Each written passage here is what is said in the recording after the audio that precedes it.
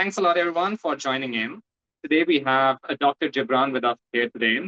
Dr. Jibran Rashid is the director of QWorld, and he brings with him a lot of experience in quantum computing. He is, I think, one of the most renowned teachers out there for the fundamentals of quantum computing. He has huge support of our WOMANIUM programs for the past 4 years now.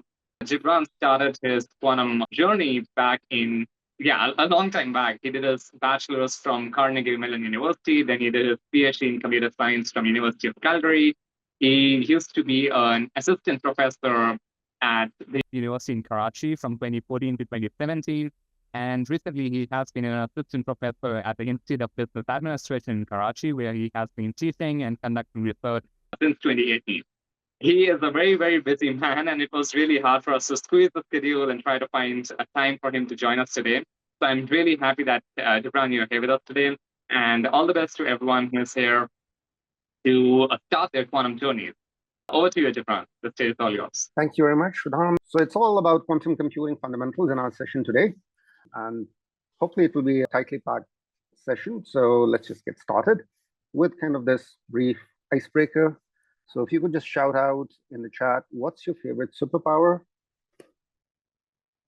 I promise there's a connection to quantum computing, but just want to hear your thoughts. So I'll read some of them out. We've got teleportation, invincibility, mind reading, entanglement, matter manipulation, genius, reality manipulation, time travel, flying. Gosh, they're coming in quickly now. Reality bending, lasers from eyes. I like that one. Mind manipulation, super speed, spawning pasta, disappearing, shape-shifting, three-eyed raven's power, food creation, future prediction, immortality. All right. So you hit the nail on the head with future prediction. That's exactly the one I had in mind if I hadn't heard it. So this is what I would have recommended people to kind of think about. So what are we thinking about? So anyone, what's the hint here about the kind of superpower we have in mind? All right. So this is Domino from kind of X-Men, right? And so her superpower is essentially manipulate probability, said in a geeky way, right? So she's got kind of like an aura around her that makes things work out in her favor all the time. And so what we want to kind of convey regarding quantum computing is, in terms of how it's different from classical computation, is its ability that it grants us to manipulate probability in a much richer way than we have available to us classically. So that's essentially the way to understand quantum computing from my perspective. My perspective is coming in from a computer science training.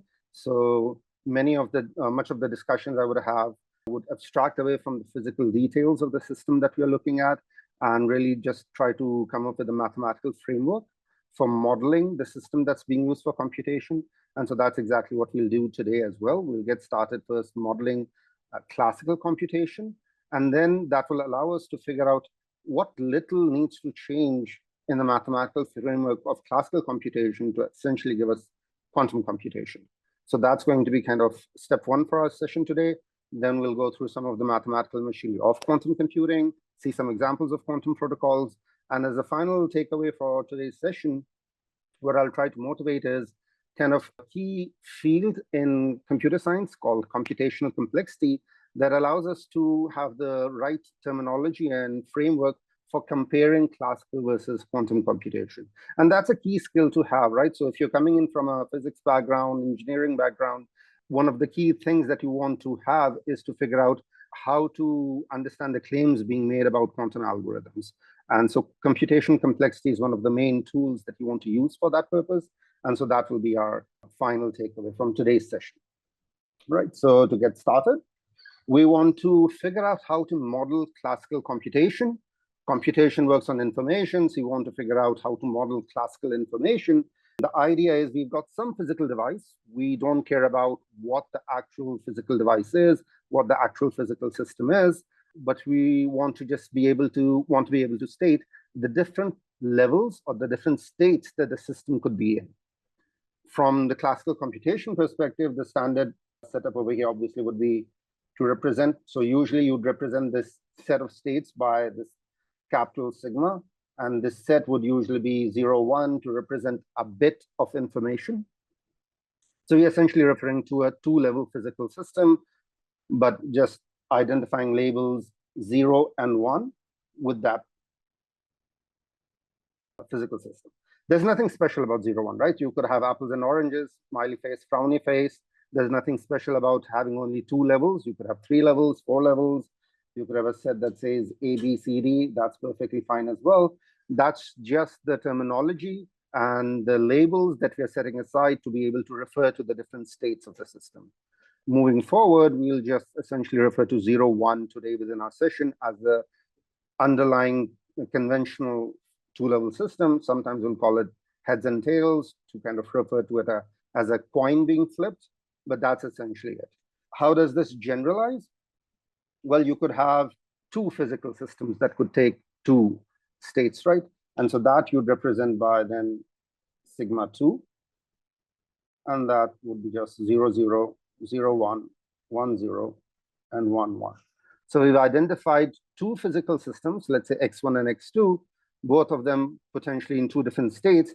And these 4 possibilities then uniquely identify all the 4 possibilities, given that we fixed this set as the initial set of possibilities for the 2 states of a single system. How does this generalize? So if I had now n systems, what do you think will be the number of possibilities that I could have?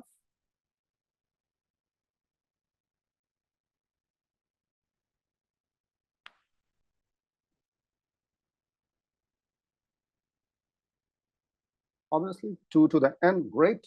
So we'll have sigma n as a set of size 2 to the n, and it will contain everything from 0, 0, 0, 0 to 1, 1, 1, 1.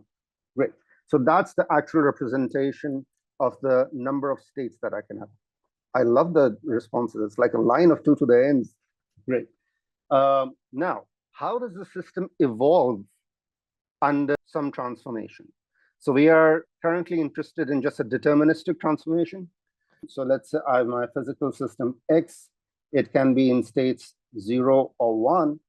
How many different ways are there I can change the state of my system in a deterministic way?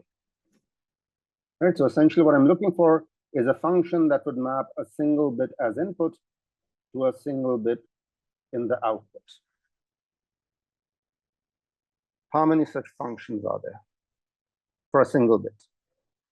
4 actions on a bit. Ron says 4 on it. Awesome. Yep, exactly. So I've got F1, F2, F3, and F4 as the set of 4 functions. I could start out by saying, hey, it's the constant function that always outputs 0, the identity function, the non-trivial function, the only one in this case, the negation function, and the always output 1 function. So those are the 4 possibilities of deterministically transforming a single bit to a single bit. Obviously, the last thing that we're interested in then is to generalize this to n bits. So I've got now my system of n bits going from x1, x2, all the way up to xn. So I've got my 2 to the n possibilities, 0, 0, 0, 0, 0, 0, 0, 1, all the way up till 1, 1, 1, 1. And now I want to ask, how many functions are there that would deterministically transform a length n bit as input still to a single bit in the output, right? And that's a standard way of thinking about an algorithm that takes as input some length n bit string and outputs a yes or no answer. For sure, you could consider generalizations of this where there are, larger inputs, but for now, for our current purpose, let's say just mapping a length n input bit string to a single output bit. So I see there's 2 to the n answers, but you might want to revisit that answer. So we already got some variation on that. So we've got 2 to the n, we've got 2 to the n squared, just n squared again. All right, 2 to the n over 2, all right. So we are talking about now n bits, right? So it won't be just 4, 2 to the n plus 1. All right, so the way you got the 2 to the n answer earlier for n bits, that's exactly the same reasoning we want to apply over here, except that now, rather than n bits, the number of bits that we want to fix over here, right? So we've got to fix the bit in row number 1. We've got to fix the bit in row number 2, and so on and so forth. We've got to fix all the 2 to the n bits in this single column over here. So if I fix a single bit here, a single bit here, a single bit here, and I fix all the 2 to the n bits in this column, then that just identifies uniquely one single such function, right? And so even though I've chosen like 2 to the n possibilities, like I've fixed 2 to the n entries, I've only identified one single such function. So if I choose capital N to be 2 to the small n, where n was the number of bits, then I've got 2 to the capital N as the number of possible functions now, right? And plugging capital N back in, I see this is now 2 to the small n. Some of you already answered. So you note now something very interesting, right? It's not just an exponential, it's a super exponential, right? It's a 2 to the n. So it's kind of like one reason why things like machine learning are really hard. So getting exponentially many possibilities is already kind of a really large haystack. But then if you're thinking about classifying functions, then already here you see that if you've got kind of n bits in the input, then the number of possible functions are not just exponentially many, which is really bad already, but it's super exponentially many. And so it's a really, really large haystack in which we want to search. So it's just a really large space. And so in some sense, you can also think about this as, hey, that's the number of possible algorithms I could design for kind of, which takes n bits as input. So the design space for figuring out a nice algorithm is already really large. So that's one thing to keep in mind in terms of why designing algorithms can be a difficult problem. All right, so that's all nice if we had complete information. But what if we had incomplete information? What if we did not know perfectly that the state of a system is 0 at a given moment, or the state of the system is 1 at the moment? How would we mathematically kind of represent that lack of information? There are multiple possibilities, but what's one standard way you would use mathematically to represent this lack of information? We're already kind of on the, I'm not sure whether we are starting perhaps too fundamentally here, because all the answers keep coming away right away. Probability is exactly the right answer, right? So when we want to represent a lack of information or knowledge about the system, we say, hey, we'll just make a probabilistic statement. So I flip a coin, and then if it was a fair coin, I'll just associate probability half with it coming up heads, probability half with it coming up tails. And so that's exactly what I want to think about in terms of the physical system as well, not having complete information about that physical system. Then the best I could be able to say is, well, the probability that the state of the system is 0 is, let's say, p, which will automatically then imply, because of normalization, that the state of the system is 1 with probability 1 minus p. Right, so I've got these two kind of real numbers now, positive real numbers with the normalization constraint on them to work with. I could kind of collectively represent these two numbers as a vector and say, hey, I've got this vector, let's say v hat, representing p1 minus p together. So that brings us into the domain of matrix algebra, linear algebra. We've got kind of probability theory along with linear algebra as kind of the mathematical tool that we can use to play around with this. A side note at this point is, well, if I look at my physical system X, just something to keep in mind when we go to quantum, I do not see the probability P, right? And neither do I see the vector V hat directly. When I look at the physical system X, I will just say, hey, I will see some state, well, some label sigma, which I had associated as my set of states, with probability V sub sigma, let's say, right? And so that's a representation, and that's kind of a state of affairs that we're already okay with in terms of thinking about probabilistic systems, that the labels that we had associated with the system are exactly what we observe when we look or measure the system. The probability is not directly accessible to us. The probability vector then indeed is also not directly accessible to us. We can get an approximation to it by kind of running certain experiments or certain observations multiple times, but by a single observation all that I get is one of the labels that I had associated with the physical system. What if we are unable to guess at all possible states? That's a good question, right? What if we don't even know, how many states the system could be in? We start out with potentially a guess about, all right, let's assume that we have some dimension n of the system, and then see whether or not we can actually correctly predict the behavior of the system using that n. Or perhaps we get a bound on the dimension n of the system, right? For all our discussions today, we'll be interested in just a finitely large system. We won't be interested or looking at vector spaces or vectors that are infinite dimensional. So the idea is we'll just represent n as the dimension of that system that you're working with. N here is the number of systems that I'm looking at.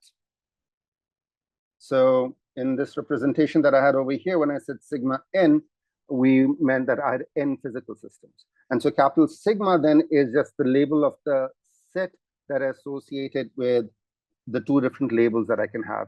In CS, it's usually referred to as an alphabet of the system.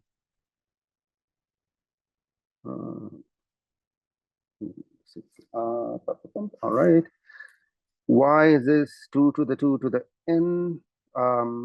So why is it 2 to the 2 to the n in the previous slide? So just think about doing the number counting for the 2 to the n different possibilities in this vector. You have 2 possibilities for each entry in the vector, and there are 2 to the n possibilities. So same argument applies. Once again, in the second slide. So I'm not sure what you refer to in the second slide, Kumar. Could you be more specific about the second slide? No idea what's being discussed. Again, be a bit more specific. I could help out with that. Big sigma is just as labels the set of possible states that my system can be in. Yep. So capital sigma is just the computer science notation for representing the different set of states that the system can be in. Right. Any other questions about either the deterministic stuff or the probability vector connection to incomplete systems or incomplete information about systems? We haven't gotten to superposition yet, but that's exactly a connection we would love to make when we get to superposition in terms of what's the difference from a probability vector between a probability vector and a superposition. All right. Is that a Cartesian product of states? By that, you're referring to?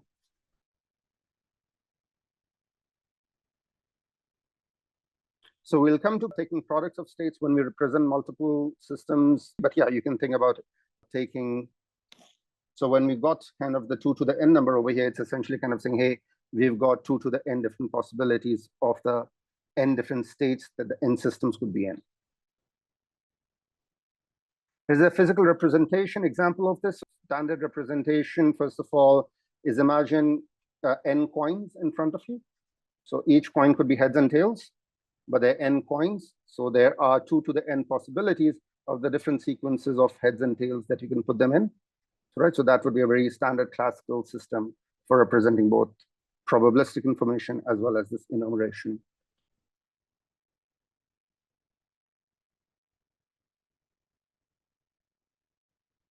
So the number of system is small n. Capital N was just something we used for the counting argument for the number of different functions that could exist. Small n is the number of systems. Right? Now, I think I'll move forward, but some of the questions I could come back to, and I think people are already answering in Discord as well. Alrighty. So one thing to just visualize in terms of when we just mentioned our probability vector, let's visualize kind of a single probability vector for a two-dimensional system, right? So the two kind of basis states that we would associate are 0, 1, and 1, 0. And so this is just coming from the fact that we take v hat, which we wrote as p1 minus p, but then we can decompose this into p times the standard basis vector 1, 0 plus 1 minus p times the basis vector 0, 1. So now mathematically, you would call this taking a convex combination, right? So we've got two scalar multiples in front of the two basis vectors. Each of them are positive. They sum to 1. So that's what's known as a convex combination. And this convex combination essentially kind of gives us this line, right? So if you give me a number p between 0 and 1, I essentially get a point on this line. And so that's essentially all two-dimensional probability vectors in terms of visualizing them as, hey, what's the space of those vectors?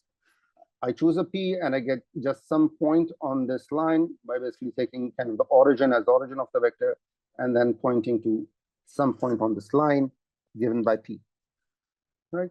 So it's a relatively restricted set. It won't be a circle in the classical case, right? Because P is supposed to be positive.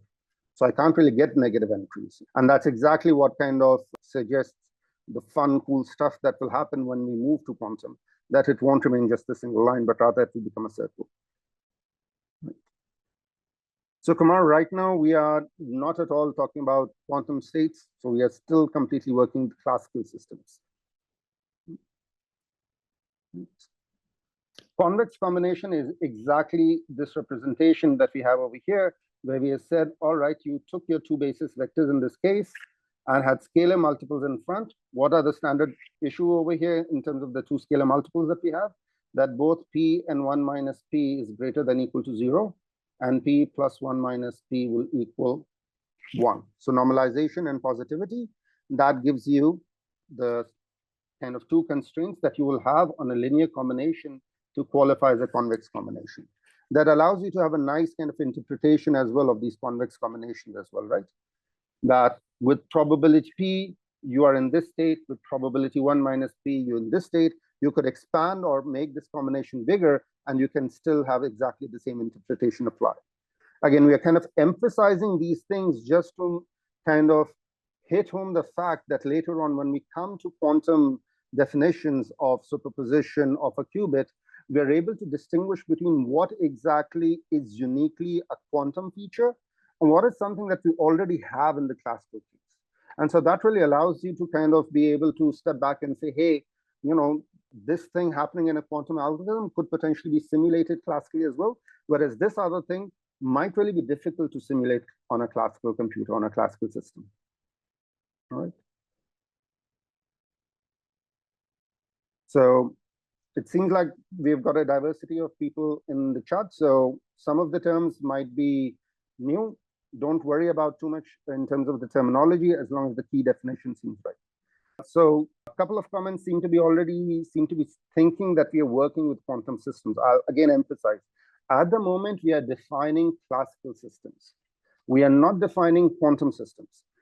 The purpose for defining classical systems is to be able to go back later on and say that, hey, here is the distinction between classical and quantum. And so we are able to also compare and contrast that, hey, this feature appearing in a quantum system already exists classically as well, whereas this other feature is uniquely quantum or perhaps could be efficiently simulated using classical systems. So that's the purpose of starting out with classical systems at the moment, but we will very soon switch to quantum as well. All right. Thank you. All right, so transformations on a classical probability vector. We are familiar with matrices, right? So for example, what would this matrix do to this vector? So just matrix vector multiplication. Awesome, flip it, right? So P1 minus P becomes 1 minus P. So this is essentially the negation operator in the form of a matrix. Again, so people who are kind of thinking in terms of quantum already, note that this is a matrix that works perfectly fine for classical transformations as well. Right, so you can think of it as the X gate for quantum transformations, but note this is a perfectly valid transformation for a classical system as well. This is a classical NOT gate applied on a classical probability vector, right?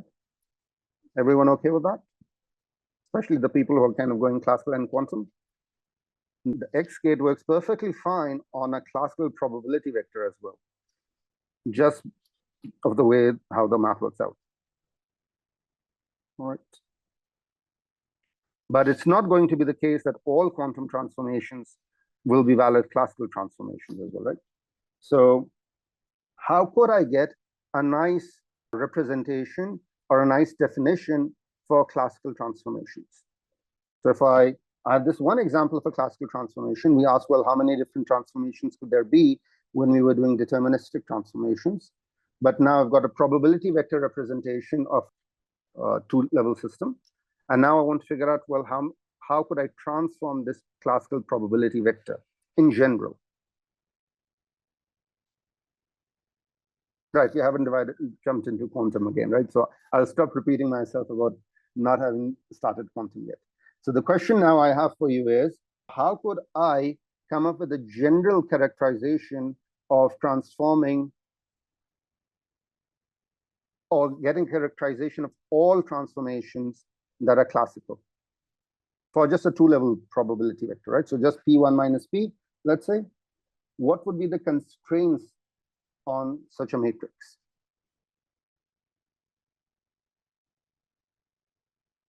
Yeah, so this is one example transformation, right?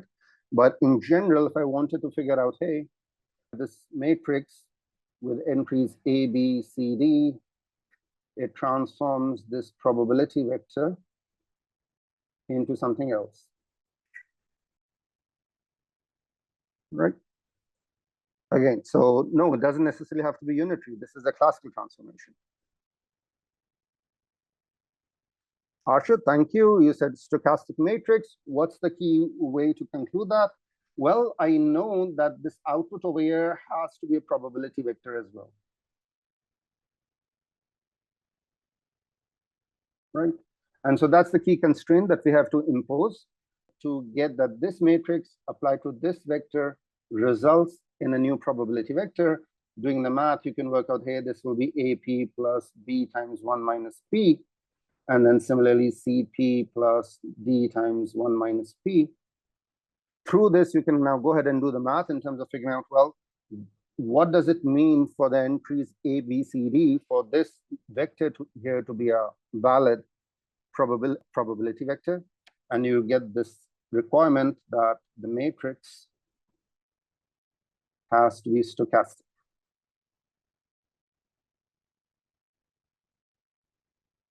What does it mean for a matrix to be stochastic? Just two simple requirements, which would also state as one. All entries are greater than or equal to 0, and all columns sum to 1. Which is just another way of saying that each column is a probability vector. Right? So come on, that's the definition. Right? So this is what we mean for the matrix to be stochastic. People perhaps who have looked at Markov chains have kind of identified this earlier in some other context. So note, this is what it means for a classical transformation to be a valid classical transformation. It automatically then admits a nice interpretation as well for each of the entries in this matrix, right? So for example, if I were to label the rows and columns as heads and tails, then this A over here is the probability that I transition from a head to a head. This entry C over here is the probability that I transition to a tail from a head state. This will be what? Probability to transition to a head from tails. And probability to transition to a tails from a tail. All right. So we've got this nice way to think about the transition probabilities within this matrix. They are these conditional probabilities to identify, hey, given that my state is already in this label, what's the probability that it will transition to this state? That's going to be given by this entry. So that's one way to understand classical transformations. And you can kind of already see that this is not exactly the same as quantum transformations. Yes, there's an overlap, for example, when we did the negation, but it's not going to always be the case. So for example, I could write down the 4 deterministic transformations in the matrix representation. So we have A1, let's say, right? So this will be the transformation that always outputs 0. This is not a valid unitary transformation. It's not a valid quantum transformation, but it's a valid classical transformation. But I do have valid classical transformations that are valid quantum transformations. For example, the identity matrix would be a valid transformation, both classically and quantum. We saw the negation transformation as both a valid example of classical or quantum. And then again, the always output 0 would not always output 1 will not be a valid quantum transformation. Now you can bring in your probabilistic convex combination again to these deterministic transformations and get another way to get all possible classical transformations. So I could write any probabilistic transformation just as a convex combination over these 4 deterministic transformations, right? So here the P sub I is again a probability, but it's not a 2-level probability, right? It has 4 entries now, P1, P2, P3, P4. So an interesting transformation, for example, that I can get is F, which is equal to half all 1 entries. This can be decomposed into half identity plus half negation. Right, so that's a nice kind of classical interpretation of this transformation where you say, hey, with probability half, don't do anything. That's identity. With probability half, apply the negation operator. I get this transformation F, which you can think of as a classical coin flip. Why is it a classical coin flip? Well, apply F to any probability vector P1 minus P. What do you get in the output?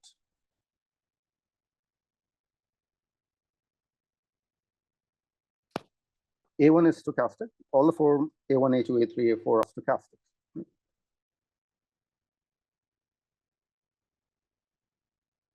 So what will the probability change to if I apply F to an arbitrary probability vector P1 minus P? Awesome. So Astros, I think I got it right, half. Awesome. Everyone's good with this. So that's kind of nice, right? The P kind of goes away. And regardless of what P was, if I apply F, I will get the uniformly random bit out. So that's kind of nice. Doesn't matter what P I start off with, I get exactly kind of a uniformly random bit out by the application of F. So let's kind of do this quick exercise to make sure everyone's on the same page. So I have a coin. It will come up tails with probability P, heads with probability Q. And here's kind of the protocol that I do. I flip it once. Obviously, it comes up heads or tails based on these probabilities. And then I follow this criteria for figuring out whether or not to do a second flip or not. So I flip the coin once. If I get a head, I will flip the coin again. If I get a tail, I will kind of just deterministically flip the coin over to get a head state. All right, so that's kind of a 2-flip or a 2-level protocol that I'm doing. Flip the coin once, get a certain result out, heads or tails, and condition on what the result is, I do something else.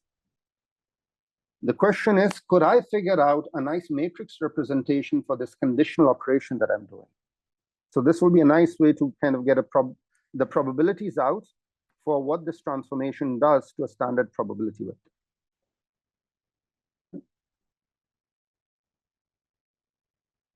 So the exercise question for now is, given that I did my first coin flip, I have a probability vector P and Q, I apply this transformation, what should the matrix representation of this vector look like? I have 0, 1, half, half there. So the 0, 1 looks good, the half, half, I'm not sure about. So how did I get the 0, 1? Well, that's kind of, if I'm looking at this vector over here, that's the situation where I am in the state tails, and I'm deterministically kind of flipping over to the head state, right? So I'm getting to this state with certainty. So that means this entry over here has to be a 1, which automatically implies this has to be a 0. So that's good. But now when I am in the state head, this happens, then I'm not doing a kind of a uniformly random coin flip, right? I know that my coin is given by probabilities P and Q, which is equal to 1 minus P. So I can't get half and half if I flip the coin again, because I don't know what P is. I don't know whether P is a half. Exactly, it has to depend on P and Q. In fact, it would be exactly P and Q, right? So here I'm just saying, what's the conditional probability for the transition? If I'm already in the state head, then the probability to transition to tails will be exactly P, and similarly Q for the head situation. So I've got this 2 by 2 matrix. I don't need a 4 by 4 matrix here, right? Now, what will be the effect at the end? You know, if I do this two-level process, what's the probability to get a heads? What's the probability to get a tails?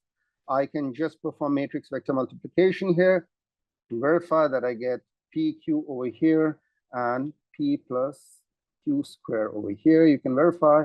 And so this becomes a nice, concise representation for a slightly non-trivial looking protocol. Right? So I am able to exactly state the probabilities of what will be the probability after this two-level process to see a state heads or to see a state tails. Right. Ramit, did you mean the generation of the matrix or the generation of this vector? All right, sure. So we had two requirements over here, two conditions. If the first coin flip comes up ahead or if it comes up tails. So let's start with the easier one first. Let's say the first coin flip came up tails. So we know the current state, the column heading or the column label we want to work with is that my current state is tails. Then we are deterministically flipping the coin over to make it go into the head state.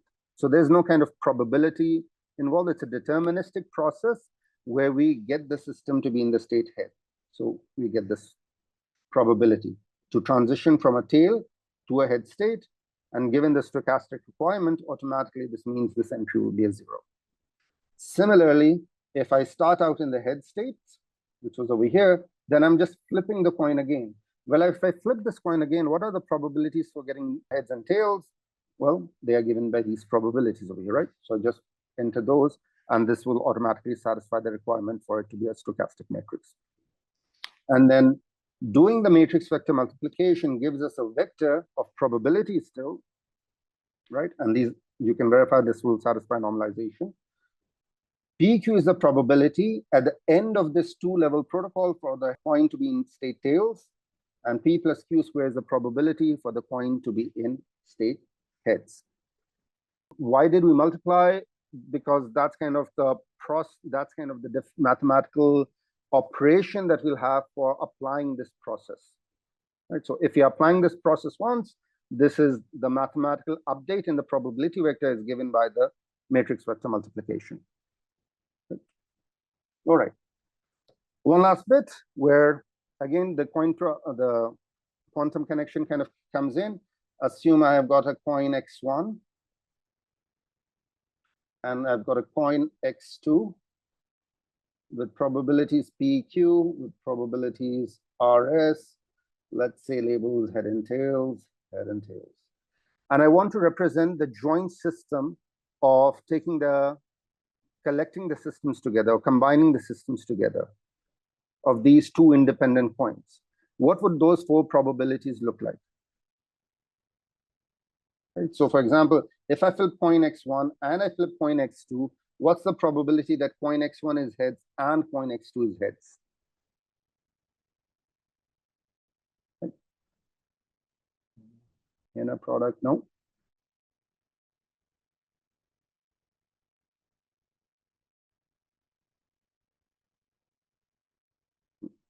PR, right? So we just multiply the entries P and R. And similarly, based on how we know probability work, we'll just kind of do the four multiplications to work out the four different probabilities of the four events in the sample space. Now, note, when we're combining the system, the sample space has become larger. And so the way we can update our vector based on that is to perform a tensor product between these two vectors. And so if I take PQ tensor S, so that's what we mean, or that's the sign for a tensor product. We'll get the vector PR, PS, QR, QX. And note the labels kind of work out nicely, right? So if I label this as heads, heads, heads, tails, tails, head, and tails, tails, then all that we have done is to really take the four probabilities that we already knew how to calculate and just write them together nicely in order in terms of the four different probabilities of the four events in the sample space. So that's all that the tensor product does for us, right? It allows us to combine all the probabilities for the larger sample space. So right now, it's not a quantum entangled coin for sure, right? But it is a probability vector. But this probability vector has very nice connections with kind of the quantum stuff that's about to come. So, which is, we now verify, is not going to be uniquely quantum. So note, what happens if we take, or not all four-dimensional probability vectors can be represented in above form. Right? So, for example, if I give you this vector, which is still four-dimensional, and I ask you, is it possible to write it as PR, PS, QR, QS? Would I find entries P, Q, R, S that will satisfy this form? No, right? The answer is again. So we're not at the entangled state at the moment, right? We are just talking about classical probability vectors, although there's a nice kind of connection here conceptually with entangled states. We are talking about classical stuff. So it is not, hopefully you can convince yourself that it is not possible to write or find any values of P, Q, R, S that satisfy these two vectors being valid probability vectors, such that this larger vector of four dimensions equals this thing. And so we get as a consequence that, you know, that's not possible. So it's not,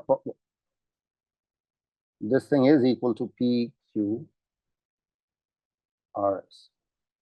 So that tells you it's possible to have two probabilistic systems such that you combine them together and you get such a vector out.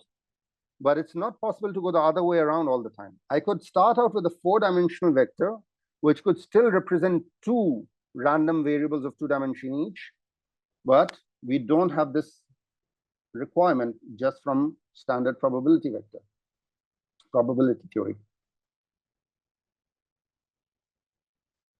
That's not always going to be the case, right? So if you take the joint probability of x1 and x2 together, the only time when you can actually decompose it into P of x1 times P of x2 is when the two events are independent. But they need not always be independent, right? So even classically, I could have a vector, in this case of 4 dimensions, that cannot be decomposed into two individual vectors of dimension 2 each. And so this is something to keep in mind when eventually we do get to entangled states and see that, you know, the mathematical issue that happens for an entangled state is something that we kind of already see happening in classical probability vectors as well. So this issue of this vector not being possible to decompose into two individual smaller vectors, we don't get such a solution, right? So the consequence here is that these two, the underlying two probability vectors that will lead to such a 4-dimensional probability vector, the two underlying vectors are not independent. So it's not possible to take, you know, flip one coin and flip another coin independently and get this vector out, which kind of seems to satisfy intuition, right? Because recall, this is kind of heads, heads, and this is tails, tails. If I were to take two independent coins and flip them out, I expect to get kind of a probability quarter each, right? For each individual entry in the sample space. But here, I'm getting a very nice, perfectly correlated situation where with probability half, I'm getting heads, heads, and probability half, I'm getting tails, tails. The heads, tails, and the tails, heads events never happen. So this will not occur, or this cannot occur if the two coin flips were independent. And so again, this is something to keep in mind in terms of the upcoming kind of quantum stuff, and noting that, hey, this stuff, you know, this issue of decomposition, or sometimes it's not being possible for you to mathematically decompose a larger vector into smaller probability vectors, already happens in the classical case as well. The same mathematical issue comes up kind of with matrices. So if you've got transformations applied to systems or vectors, you will have, you know, let's say matrix A on system 1, matrix B on system 2. You want to consider the joint operation. Well, that will be the tensor product of these two vectors, A1, A2, A3, A4 for A, tensor product B1, B2, B3, B4 for B, and that will be just given by A1 times the entire matrix B, A2 times the matrix B, A3 times B, and A4 times B. Note this is a 4x4 matrix, as one would expect, right? Because the resulting probability vectors were 4-dimensional as well. So the probability, so the transformations that we should apply on such a vector should be 4x4 as well. And the same issue exists, that there exist 4x4 transformations.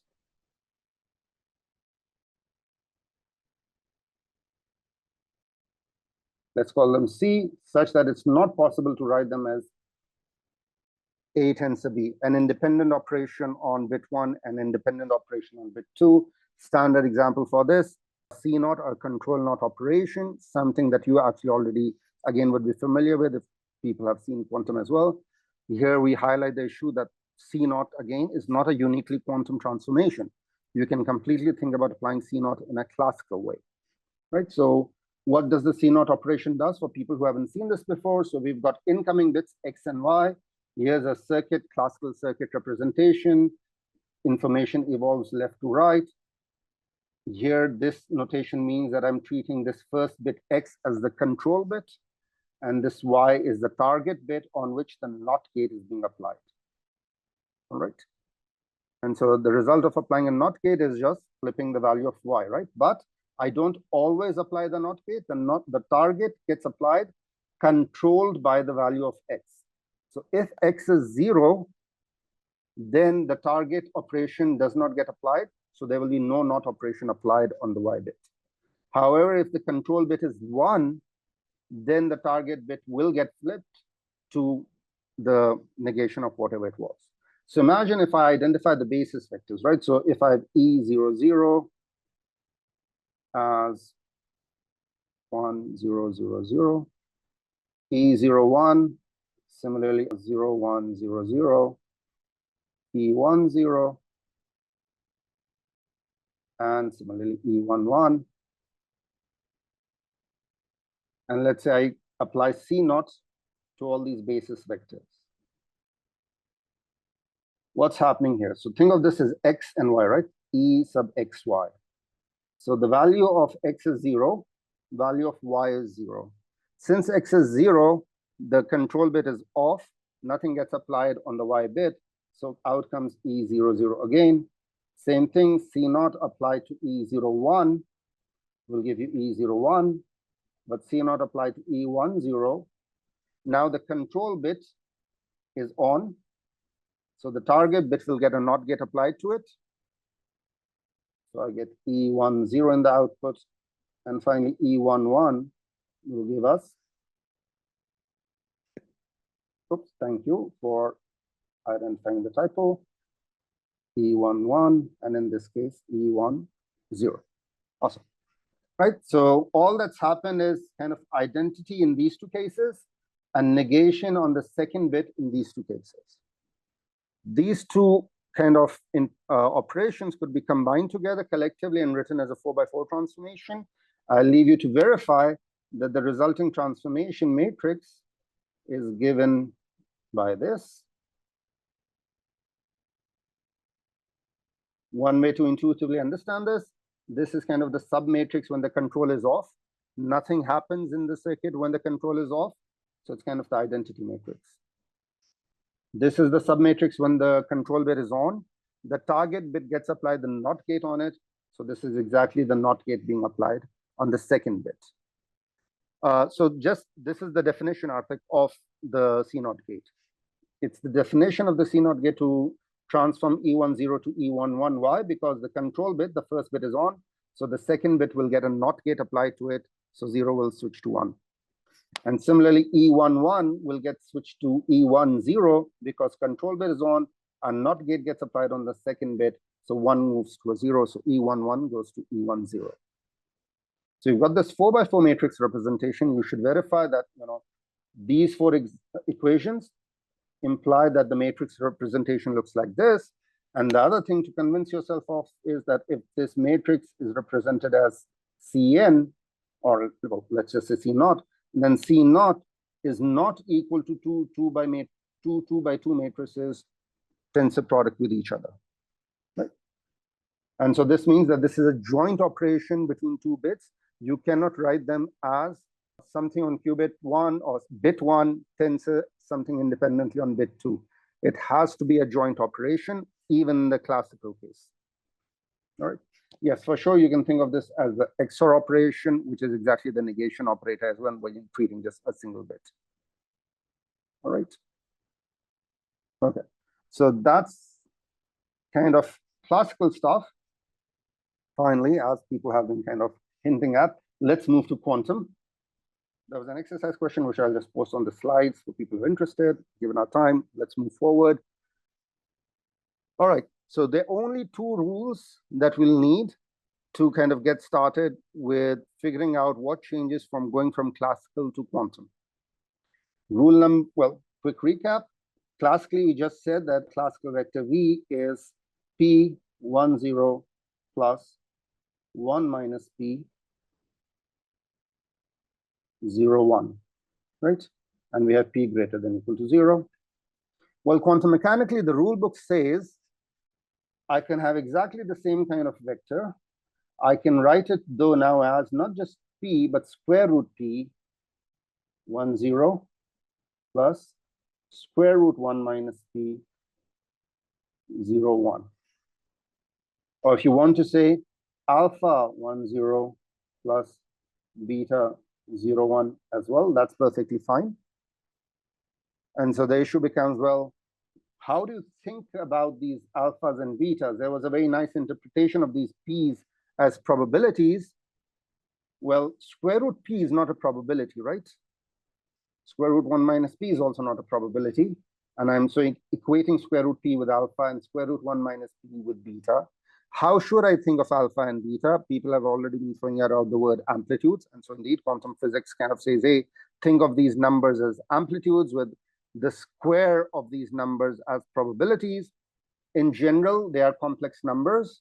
So for the purpose of our conversation today, this is the only slide where I'll treat them as complex numbers. For all the kind of later discussion, it's sufficient to treat them as real numbers.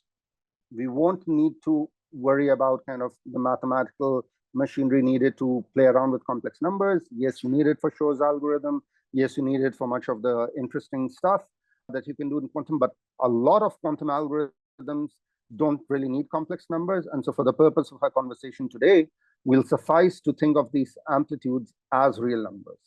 In which case, the second rule from quantum physics kind of tells us just the rule that, hey, the constraint we have on these alphas and betas, rather than kind of the constraint from here, is this constraint that alpha square plus beta square equals 1. Why? Because the probability to see a system in state 0 and the probability to see a system in state 1 is not going to be given by the amplitudes, but rather the probabilities, right? So I'll have alpha square and beta square probability x is in state 0, and similarly probability x is in state 1. Now, you can take it as a mathematical machinery and work with it and find, right? So as I said, we'll treat alphas and betas as real numbers. That's why it's okay to just take the square of them. If we were taking alpha and beta to complex, you need to take the complex conjugate, and we won't need to worry about that. That's perfectly fine for us to just take the square for real numbers. So finally, we have v hat equal to alpha 10 plus beta 01 with alpha square plus beta square equal to 1. And the million-dollar question, or even more, is when people call this thing to be a superposition, the real physicists, take the real in whatever way you mean it, I would ask the question, what does it mean for physical system to be in superposition? And now go back and contrast this with your classical probability vector, complex physicists. Yeah, I like that, right? So you take your probability vector of flipping a coin, right? And you say, well, I flipped the coin, it came up heads or tails. If I didn't look at the result of the coin flip, I represent my lack of knowledge by saying that, hey, it's probability P in state heads, but it's probability 1 minus P in state tails.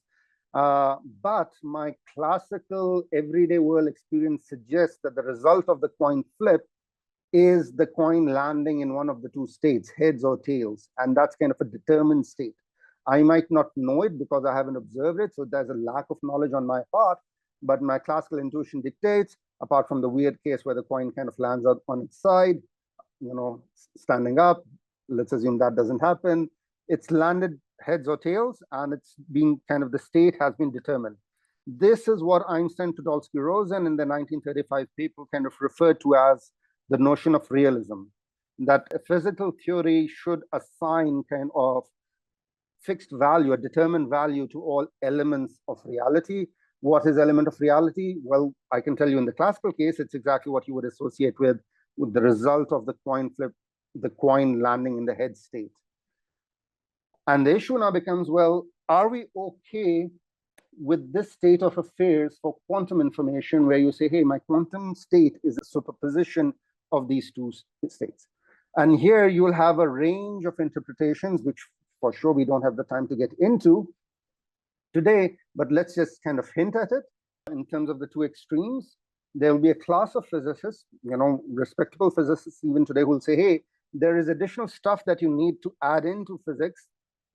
The idea being, as EPR suggested, that is quantum physics or quantum theory complete, that there's stuff missing in the theory, that there's stuff that you need to add to it such that you are always able to assign a determined state to all elements of reality, versus the other extreme, which might say that, hey, you didn't ask in the classical probability case to assign an element of reality to the notion of a probability vector. Why are you so upbeat about assigning an element of reality to a state in quantum state in superposition? Just let it be. Just let it represent the mathematical state of phase it is. And all that quantum theory is telling us is kind of probabilistic mathematical machinery for updating our Bayesian probabilistic kind of belief system. And all the varying possible other interpretations in between, all of them, I can assure you, exist within the physics literature about how to understand a superposition. And I won't kind of say more about this. For sure, there's lots of literature out there on which you can kind of read up more on this. But that, in my understanding, is one of the key issues underlying much of the discussion about superpositions of quantum theory in terms of how do you understand a system when it is in superposition. Having said that, hopefully right away we can also contrast it in terms of, all right, why is quantum state something richer than a classical state? Right? When we visualize a classical state, we just got this kind of line parameterized by the probability P. But now when we will take even this restricted mathematical definition of a quantum bit, we're not allowed for, lots of times there's this additional stuff that you can associate that, hey, the quantum stuff is coming in because of complex numbers. And we'll see today much of the quantum stuff can be reproduced with just real numbers. So it doesn't necessarily have to do with complex numbers, right? So here, even with real amplitudes, we could now get a parameterization of this quantum state V in terms of using our favorite trig identity to replace alphas and betas with cosine theta and sine theta, where theta will now range between 0 and 2 pi. And so you get this, rather than alpha beta vector, you get your cosine theta sine theta vector. And this cosine theta sine theta vector automatically then implies that there's a nice visual interpretation of a qubit on a unit circle when restricted to real amplitudes. Don't worry about the notes, the PDF will be shared. Right, so for a restricted, even a restricted interpretation with amplitudes being real, the single quantum bit lives in a much richer space than a single classical probabilistic bit, right? As some of you already kind of referred to, hey, why isn't this a circle? Why is it a straight line? Yes, indeed, a classical bit, when visualized, is really giving you just kind of a straight line parameterized by P, whereas a quantum bit is giving you, when parameterized by this angle theta, kind of this unit vector on a unit circle. All of these are valid quantum bits. And so now we see one of the key issues coming up that helps us in quantum algorithms. So this is block sphere in 2D, right? So if you generalize into 3 dimension, you'll get, going to complex numbers, you'll get the block sphere nicely. But this is just in 2D for simplicity, still richer than a classical bit. You get this kind of possibility for your amplitudes to be negative. And that allows your vector to kind of really play around this entire unit circle. And now the key issue comes in that distinguishes quantum algorithms from classical algorithms. So if your classical algorithm was working with probabilistic information, and your classical algorithm itself was some kind of randomized process, it still had positive numbers, probabilities to work with. The significance of negative amplitudes in terms of for getting better algorithms through quantum computers is that the way quantum algorithms can work now in a very kind of broad way is really different than a classical algorithm. A classical algorithm just has to work with probabilities, whereas a quantum algorithm works directly with amplitudes. Because these amplitudes could be negative, standard intuition from wave mechanics applies that, hey, when there are waves with amplitudes that are both positive and negative, you can have constructive interference and destructive interference. So essentially, in a nutshell, all quantum algorithms are doing is to basically say, hey, could I kind of constructively interfere the interference or the amplitude in front of my right answer, or vice versa? Could I destructively interfere the amplitude in front of the wrong answer, such that the probability to get the right answer is amplified? So this probability amplification via amplitude interference is the key underlying process through which quantum algorithms work. Obviously, how that amplitude interference and amplification comes about, what transformations to choose to have that happen, is exactly the study of quantum transformations. But that's fundamentally the underlying reason why quantum and classical algorithms work in a different way, right? But underlying all of this is just linear algebra. So, even the more general piece of advice, if you're interested in quantum, do more math, classical computation, quantum computation, just special fields of linear algebra itself, because we've seen classical algorithms are just matrices applied to vectors. Quantum algorithms are just matrices applied to vectors, right? So linear algebra is the underlying stuff. All right. So what about classifying quantum transformations? Similar to classical transformations, we said, hey, a probability vector should be transformed to a probability vector. Similarly, in the quantum case, all transformations would be valid transformations that would transform a quantum state to a quantum state. Well, what did it mean for this thing to be a quantum state? Here I had this requirement that sigma I alpha sub I square has to equal 1. Well, if the new vector has this amplitude beta sub I, then sigma I beta sub I square has to equal 1 as well. If these were amplitudes, you take kind of the amplitude magnitude square, but here we're working with real numbers. So yeah, in general, this is the requirement for it to be unitary, but for entries restricted to real numbers, you just have U transpose U equals identity, or that U is reversible, or U transpose is the inverse of U, right? In general, U is reversible. Which initially might seem slightly counterintuitive, right? Classically, you don't have this requirement for classical transformations to be reversible. However, quantum mechanically, we require the transformations to be reversible. Now, that's interesting in the sense that what we are doing right now is we are looking at quantum systems where the systems are closed. So all the information is within the system. It's the standard issue when you kind of do a physical experiment and say, hey, treat the system as a closed system, meaning nothing leaks out to the environment. Similarly, our mathematical formulation right now is discarding noise, is not considering noise, is not considering issues where the system gets entangled with the environment. So we have perfect information within our system. All the information is conserved. And so that's why one intuitive way to understand quantum transformations is to basically just say, hey, all quantum transformations are those that are reversible. It's always possible to apply an inverse to get back where you started. All right. So you don't lose information in a quantum transformation the way we are treating it right now. All right. So That was the linear algebra machinery that we needed. Now a little bit of mathematical notation unique to quantum physics, where we use Dirac notation, we use Ketz and Braz, which I'm pretty sure many of you are already familiar with. For those who are not, you might have seen this funny notation, a straight line followed by kind of an angular bracket. Whoops, not a curve, right? With some label inside it. So this thing is nothing but us defining a column vector.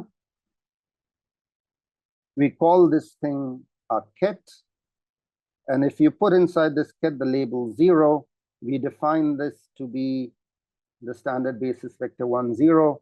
You know, you could call this the vector we have for all purpose, right? If you want to use standard notation, but just we should be familiar with Dirac notation if you're going to be using or reading the quantum literature. And similarly, the 1 ket is just 0, 1. All right. Similarly, I could define the row vector by taking the transpose of the ket. So this is the row vector written as a bra. You combine the bra and ket together, you get the bracket, hence the name perhaps. So 0 is 1, 0, and 1 is defined to be 0, 1. Alrighty, so for example, alpha 1, 0 plus beta 0, 1 now can be written as alpha 0 plus beta 1, right? Similarly, there's nothing special about alpha. You could have gamma and delta, whatever the amplitudes, that's perfectly fine as well. If you were to take the inner product between two vectors, let's say this is the vector psi, and so something standard is that we'll use smaller case Greek letters for the labels of the kets rather than VW, although it's perfectly fine to use VW as the labels as well. And you can have another vector, gamma 0 plus delta 1 as the vector phi. And then you take phi, inner product with psi. This can be written as phi psi. You kind of combine the two vertical lines into just one vertical line, and that's just going to be the inner product between these vectors, right? How would you kind of calculate it? Let's kind of work it out. Again, because these amplitudes are just real numbers, so you don't have to worry about taking complex conjugates and stuff like that,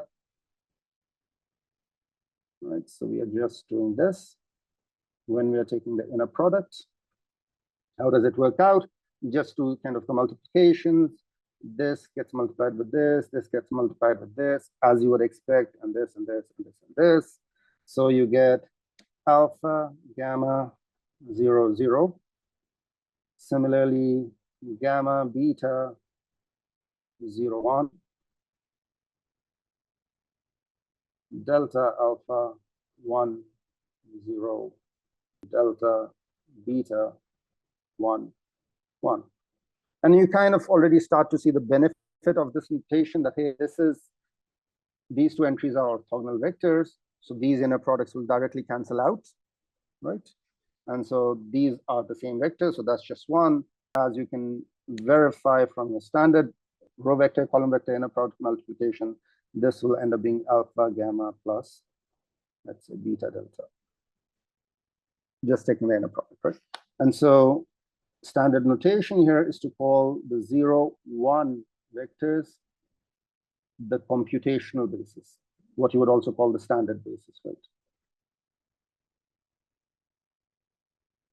And so for most of the times, it will be sufficient to talk about quantum algorithms by working just in the computational basis, right? Where did he get a delta from? Well, the delta was here, right? Okay, unless I made a typo in here somewhere. Hopefully I didn't. All right. Okay.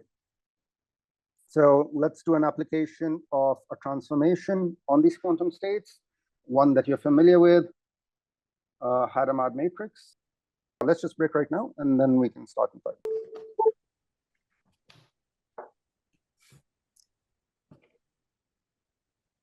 So I had a chance to kind of read through the chart in a bit more detail as well. And so a couple of clarifications, I think. So there's definitely much more diversity within the participants, as one would expect. So the two prerequisites I usually assume when starting with this session are kind of linear algebra and some basic programming experience, but we don't do the programming bit today. But the linear algebra stuff, I totally admit, if you came in today without the linear algebra stuff, today's session might have been really, really annoying. Apologies for that. But yeah, I assume that people were coming in with linear algebra stuff. If you do need to kind of catch up on that stuff, one link that I shared, and I'll share it again on Discord, and maybe we can kind of have it on Canvas as well. So the stuff that we'll cover in today's session and kind of the corresponding lab session that we'll have later covers what's known as the QWorld introductory quantum kind of module. There are linked notebooks, Jupyter notebooks for it. The link I shared just in Discord is a link to those notebooks plus many else as well. The reason why I would recommend these notebooks, this link, is because otherwise you'll have to set up your local environment. If you're comfortable doing that, you can set up your local environment. The lab session will talk about it. If you're not comfortable setting up your local environment or don't want to do that right now, this link I just shared is the one for you, which does exactly what some of the people are requesting. Start with some of the prereqs, the linear algebra, some of the math stuff, and then kind of run you through the basics. As already mentioned, since we're doing it in kind of one condensed session today, the pace is slightly faster than what it would usually be. Also, we are assuming the prereqs. Having said that, though, I would kind of recommend getting some feedback. Would you recommend that we kind of spend the remainder of the session at the same pace? Or should we kind of step back and kind of review some of the stuff that people kind of are having issues with right now?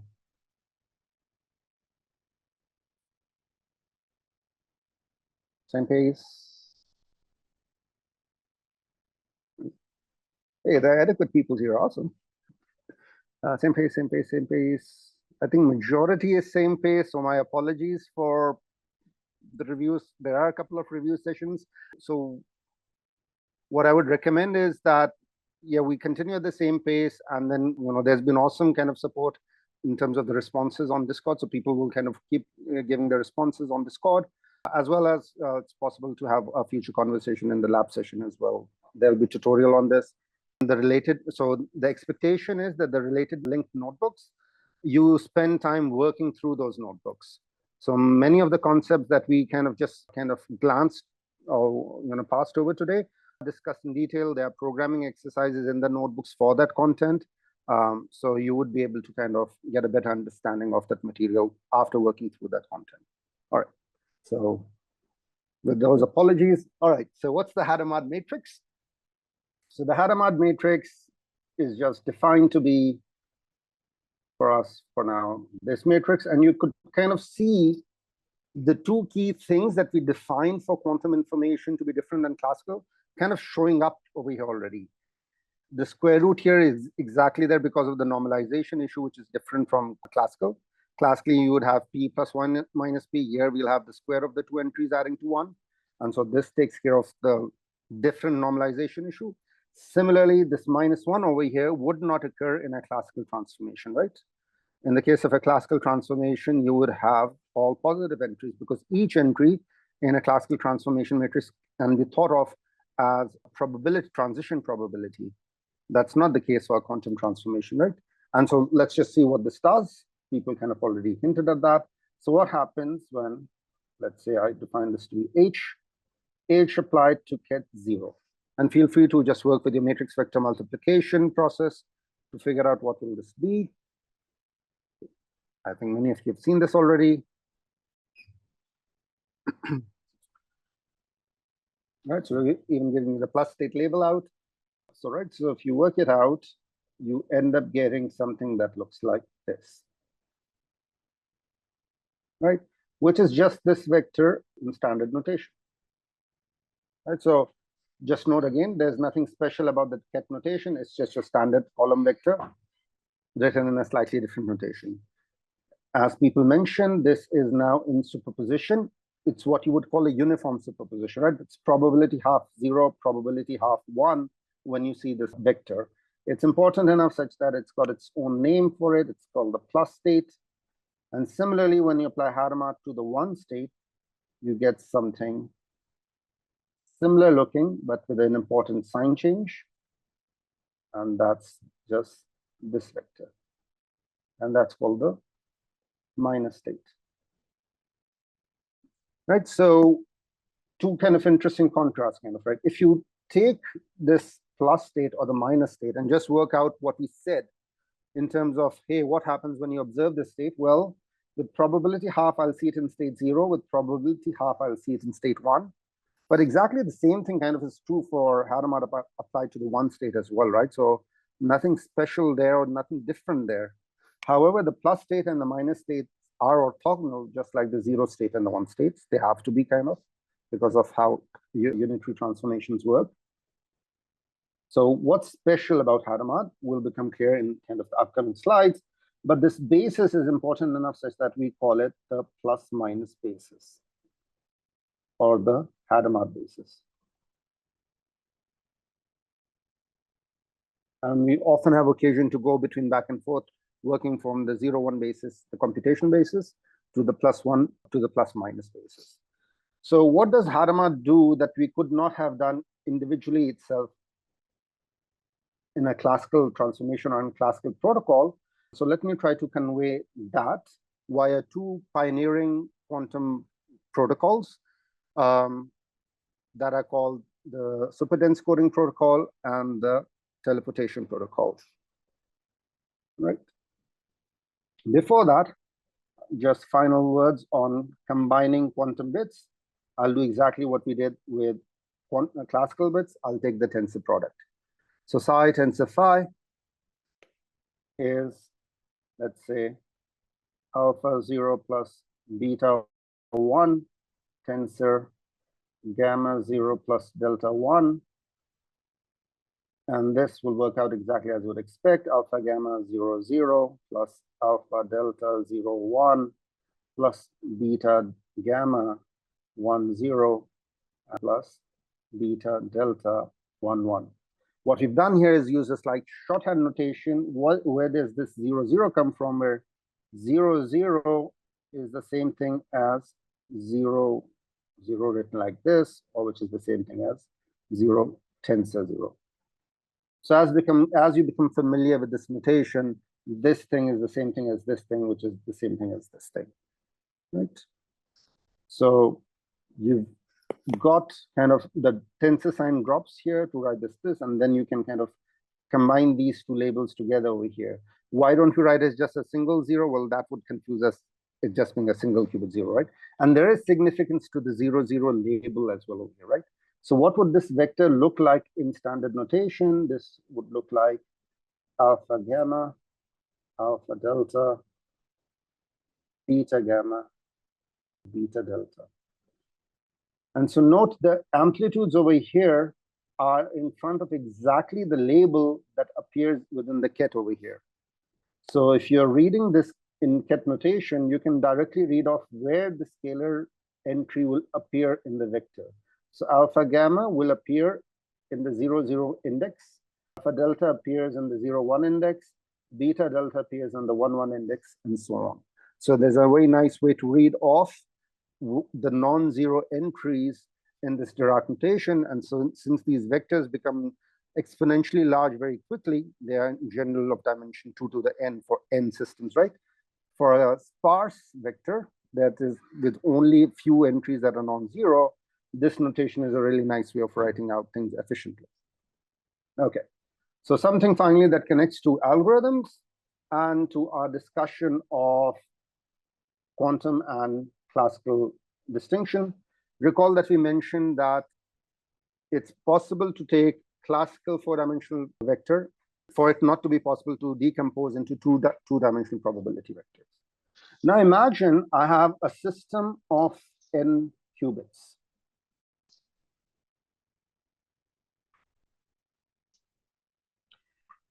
So let's write that as kind of capital psi.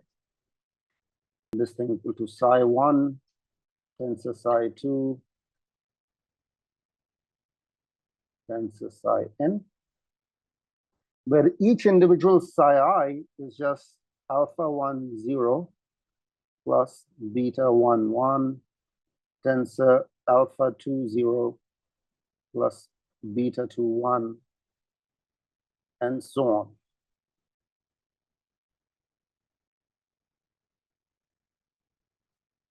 right? So the key issue is that we are saying that the system of n quantum states has a representation where each of the n quantum states combined together can be written in such a tensor product.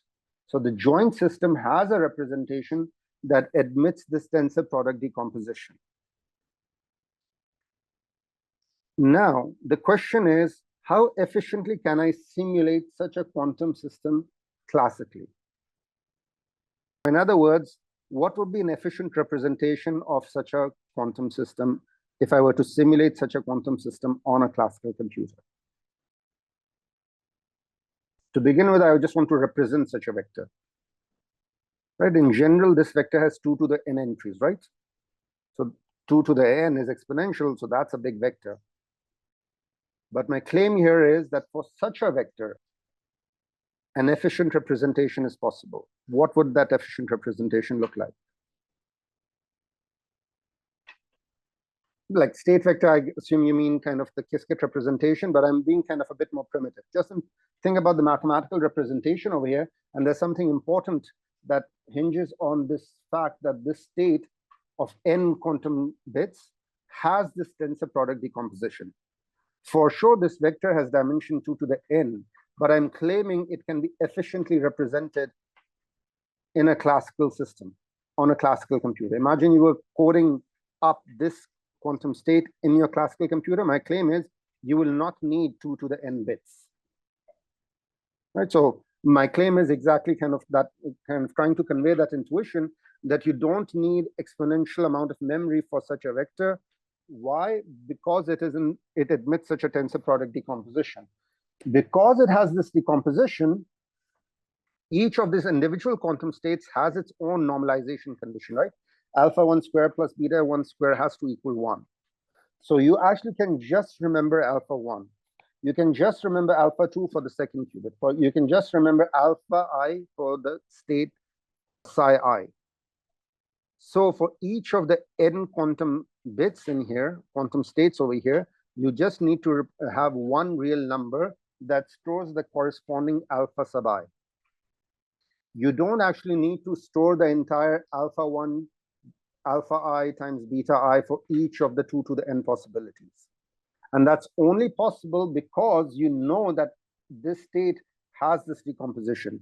Now, if there was an algorithm that also guaranteed that the quantum state during the evolution within the algorithm would also keep such a representation, then you could also evolve the classical simulation of that state efficiently. You just keep those n bits and update those n not bits, n amplitudes, the alpha sub i's, and update those alpha I to alpha prime I based on whatever transformation got applied. So the consequence of this is then the claim that for a quantum algorithm to give you an advantage over classical algorithms, it must be the case that during the evolution of the quantum algorithm, at some point, you do get a state that cannot be represented in such a tensor product form, right? Which is exactly to say that at some point, the different parts of the quantum states become correlated with each other, which is exactly what kind of Wolf is suggesting, that it becomes an entangled state. Now, this is not to say that entangled states cannot be efficiently simulated. There are a class of entangled states that can be efficiently simulated. But for our purpose, if the state has this representation, then it has an efficient classical transformation. Hence, any quantum algorithm must use entanglement to offer some quantum advantage. It won't occur without entanglement. Well, yeah, so assume the plus minus is included within the beta sub I, right?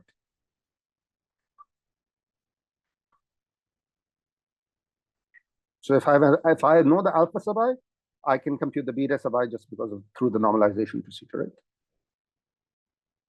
Or if you want to be more kind of precise, I could just store the alphas and the betas.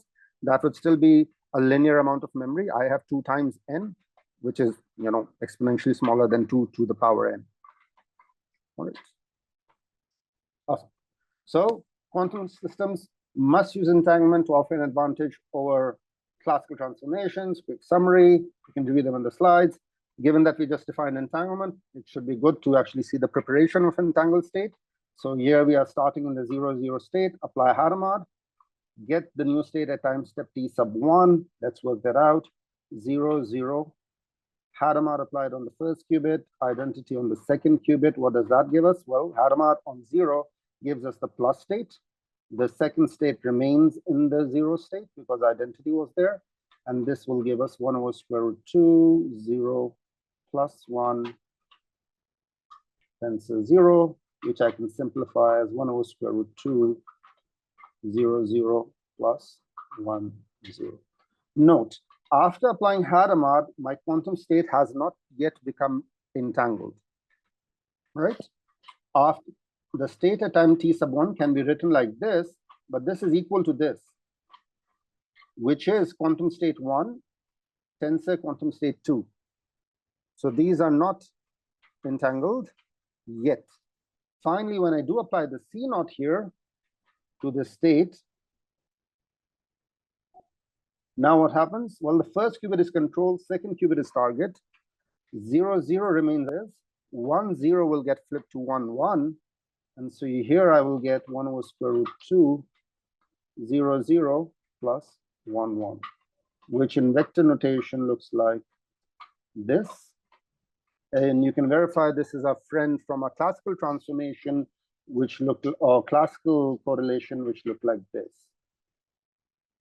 So here's a classical correlation vector. Here's what you call a maximally entangled state. In this particular state, a Bell state.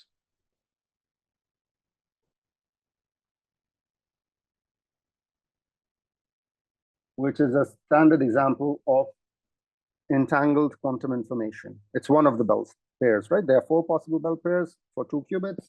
This is one of them. But more importantly, at the moment, I would like to contrast this with this state. This is something I can prepare classically with a factor of half in the front. And just with a factor of square root 2 in front rather than half, it's your example for quantum entangled state, a maximally entangled quantum state, which is much of what the popular discussion behind quantum theory and quantum information seems to be. Hey, quantum stuff can be entangled, and there's spooky action at a distance for a quantum state, which cannot be reproduced classically. So I'll spend some time now distinguishing for you between what we have here in terms of perfect classical correlation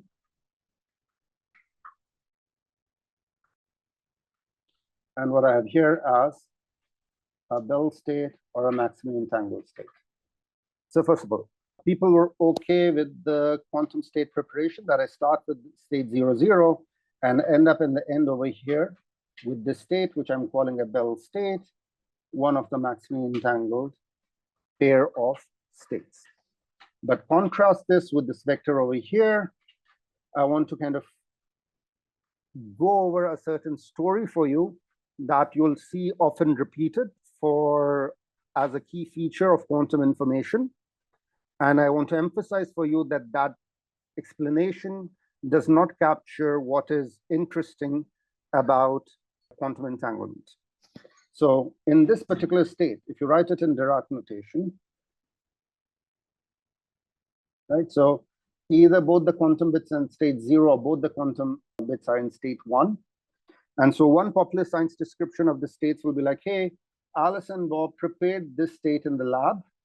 They were physically together, or a referee prepared the state in the lab. And then this first part of the qubit, when it appeared over here, Alice takes it to her lab. And the second part of the qubit over here, Bob takes it to his lab. So these two physical systems, even though they're entangled, can now become spatially separated, right? And now the popular science description says that what's unique about, or what's special about quantum information is that as soon as Alice measures her kind of state, she instantly knows what Bob's state is as well. Alice measures 0, she instantly knows Bob's state is 0, vice versa. Alice measures 1, she instantly knows Bob's state is 1 as well. What I would like to suggest to you is that this has nothing to do with non-locality. This is not a unique quantum feature. This is something that can be completely described by what we have over here as perfectly classical correlation. How come? So imagine now the classical So let me give the explanation. So over here, there was a joint preparation process. So imagine similarly a joint classical preparation process where Alice and Bob, or a third-party referee, has access to a fair coin. The referee flips the coin, either gets a head or tails with probability half each. And now the experiment that they are going to set up is that the referee will share with Alice and Bob 2 envelopes. The players know, Alice and Bob know, that if the referee got the result of the coin flip head, then the referee will put 2 red colored papers in the envelope, each of them, and seal them. And if get a tail, then the referee will place a green colored paper in the envelope and seal them. However, what the Alice and Bob don't know is the actual result of the coin flip in the referee's hand. So the referee flips a coin locally, privately. The result is either a heads or tails with probability half each. Privately, the referee seals the 2 envelopes with either a red paper or a green paper, condition on what the result of the coin flip was, and hands these 2 envelopes to Alice and Bob, 1 each. And Alice and Bob go their way exactly as they would have in the quantum case. Now, Alice and Bob can become as spatially separated as they would like. Alice and Bob can choose not to open up the envelope right away, but whenever either one of them will open up their envelope and find out the color of the paper in the envelope, instantly they would know the color of the other party's paper as well, right? Regardless of how far they are, how much spatial separation exists between the two. But whatever I just told you had nothing to do with quantum, was exactly described using classical preparation process, classical physical system. You just need envelopes and papers and a classical fair coin. So this issue of, hey, instantly figuring out what the other party's state is because of measurement on your end, this is just the result of perfect correlation that you can create even in the case of a classical system. This description has nothing to do with quantum information or entanglement in that sense. All right. So in some sense, Prachi, you can take this as a definition of being an entangled state, that if it is not possible to write a quantum state in a tensor product decomposition, then it is said to be an entangled state. Right? So it's kind of, rather than defining an entangled state, defining it what it is not. So any state that can be written in a tensor product form is not an entangled state. And so anything that does not admit such a decomposition, it is entangled. All right, so hopefully everyone is okay with the distinction over here between, or the lack of distinction actually, between the popular sciencey description between a perfect correlation versus a Bell correlation used by entanglement. So what we have not described here is the kind of experiment you would need to do to generate a correlation using these states that cannot be produced classically. Those kind of, that's exactly what's referred to in the literature as non-locality, although the name itself is a slight misnomer. But the standard description of Alice measuring something and instantly knowing what's in Bob's lab is not a valid description of quantum information because, one, it can be described completely classically.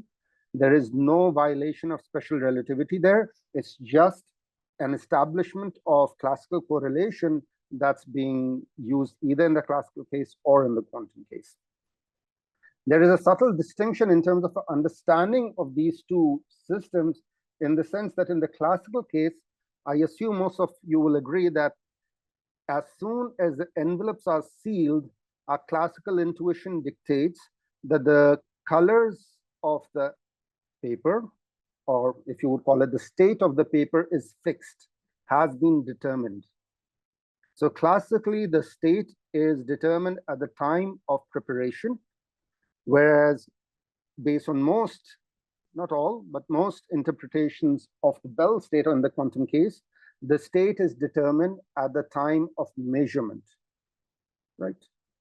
So there's a nice subtle distinction still between these two experiments, where the time at which the value of the physical object or the physical observable's value is determined is different. In the classical case, we assume, based on our classical intuition, it's at that time of preparation.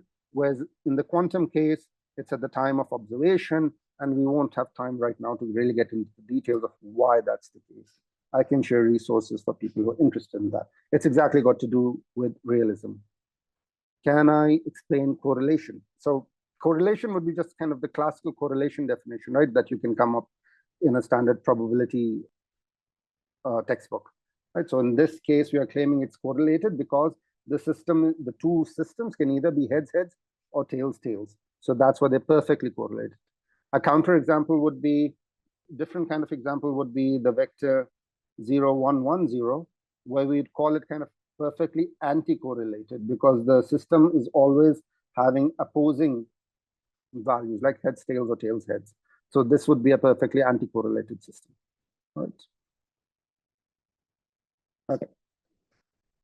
We've got 7 minutes. Let's see. At least I'll try to get through super dense coding. Maybe I could get 5 minutes. All right. So we have 2 circuits to go through. Let's see how much we can manage. These are the 2 standard pioneering kind of quantum protocols that established in the literature that quantum information can be used to do something that's not possible to do using classically. All right. Why the difference between classical and quantum system is the square root. In this particular case, in the mathematical description, it's just the square root, but it's more, there's more to it than that as well, right? So it depends on also the transformations you'd be able to apply to the system. So depending on which transformation you apply to the system, you know, it may be something different other than the square root, depending on which transformation you apply. In this particular case, recall that we had already seen that C0 can be applied on classical systems. Hadamard, though, is a uniquely quantum transformation. Hadamard does not have a classical counterpart, and in this particular example, Hadamard is where the square root kind of came in. Right? And that's just because of the normalization condition on quantum states. All right, so let's get to at least one of the protocols, superdense coding. We'll see the state 5+, which is the Bell state that we just defined, being used as a resource in many of the quantum protocols that you'll see. It's something that's consumed pretty much like time and memory are consumed in a classical protocol or classical algorithm. So let's kind of visually understand what's happening in this protocol. We've got 2 players, Alice and Bob. The dotted line kind of signifies that they are spatially separated in their own labs, if you like it.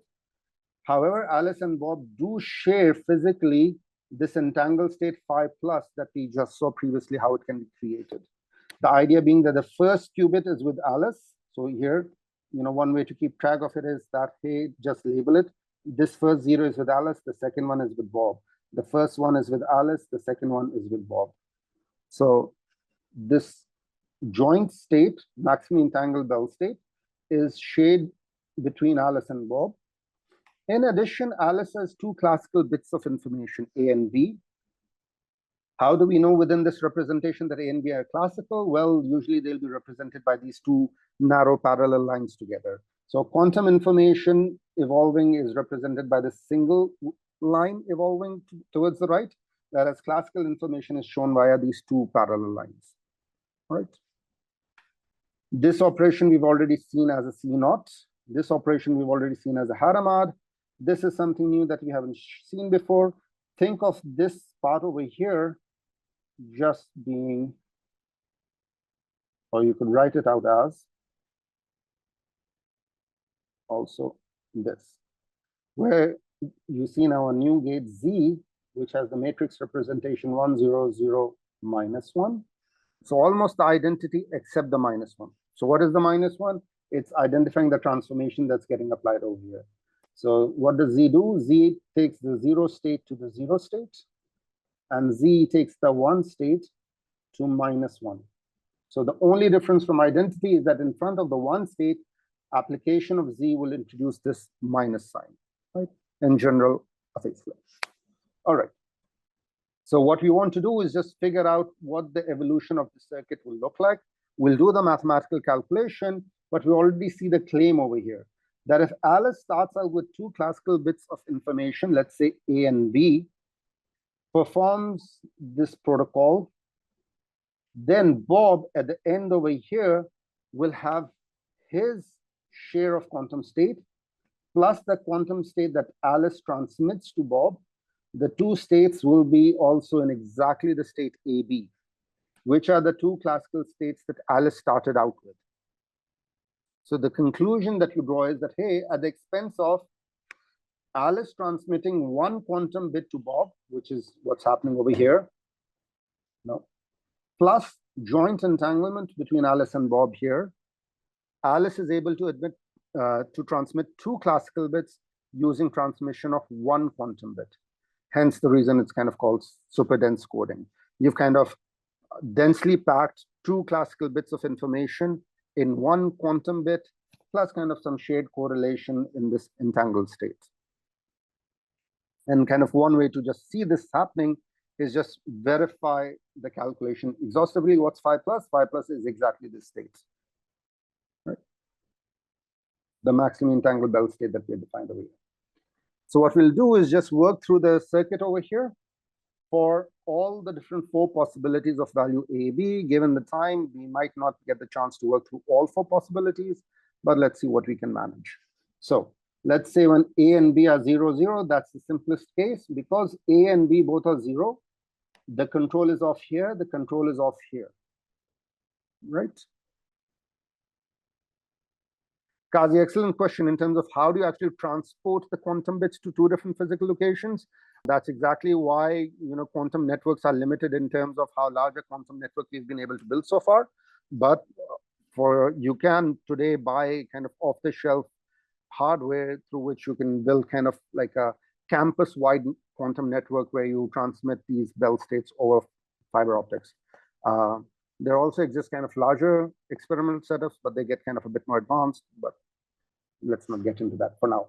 Alrighty, so we are starting out with phi plus as a state, and that's the state that we'll just keep track of. How does it evolve as these different operations keep getting applied?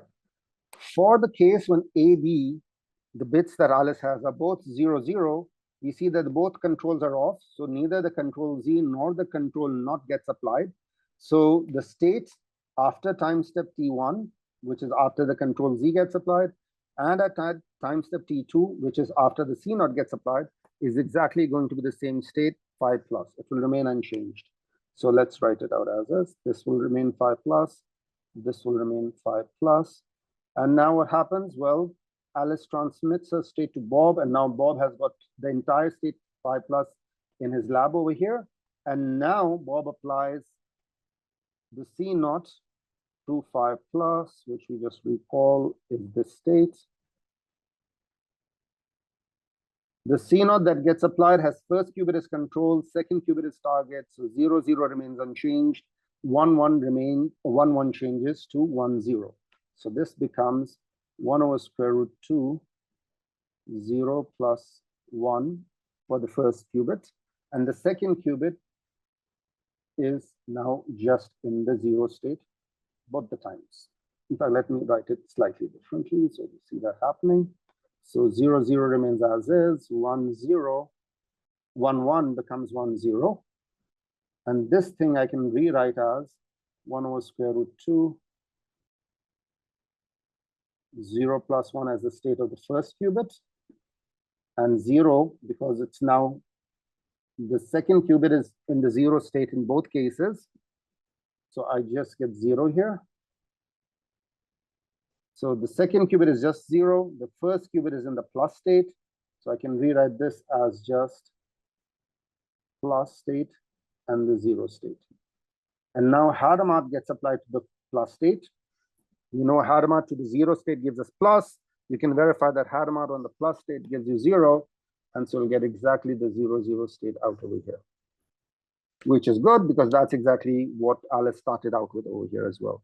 So 0, 0 with Alice's values of AB result in Bob having his two states in the state 0, 0. Note that what Bob is actually doing over here is just kind of the reverse operation of what was needed to create the Bell state. So that's really, really evident in when AB is 0, 0 because Alice didn't do anything in her lab. And in that case, the preparation of phi plus would have been first apply a Hadamard on qubit 1 and then a C naught. And now what's happening on Bob's end is just a C naught followed by Hadamard. So it's just the inverse of the operation that's required to create phi plus. And so you started out with 0, 0, apply Hadamard and C naught to get 5 plus, and then apply C naught and Hadamard to get 0, 0 back. And now what remains to be verified in the remaining 3 cases is that what's happening with Alice's operations is that Alice is essentially encoding the values of A and B in one of the 4 possible Bell states. So what we stated as 5 plus is one possible Bell state, but we've also got 5 minus, which looks like 1 over square root 2, 0, 0, minus 1, 1. And then similarly, we've got a psi plus minus, which is 1 over square root 2, 0, 1, plus minus 1, 0. And what you can verify in the evolution over here is that as the values of A, B change over here, what Alice will be sending to Bob will be one of these remaining 3 possibilities in the remaining 3 cases.